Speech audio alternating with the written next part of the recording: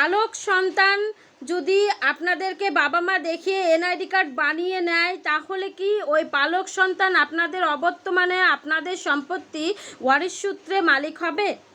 আসলে মুসলিম শরিয়া আইন অনুসারে কোনো পালক সন্তান ওয়ারিশ সূত্রে সম্পত্তির অংশ পাবে না, যদি না ওই বাবা লিখে দেয় বা মা লিখে দেয়, পালক মাতা যেহেতু লিখে দেননি, ওই পালক সন্তান প্রতারণা করে আপনাদের আপনাদের নাম তার বাবা মার নাম হিসাবে দেখে এনআইডি কার্ড নিয়েছে, আপনারা বেঁচে থাকা অবস্থায় ওই এনআইডি কার্ডটা অবশ্যই বাতিল করার চেষ্টা করবেন এবং একটা এফিডেভিটের মাধ্যমে ঘোষণা করে যাবেন যে ওই সন্তান আপনার নিজস্ব সন্তান নয় এবং সে পালক বা পালিত সন্তান।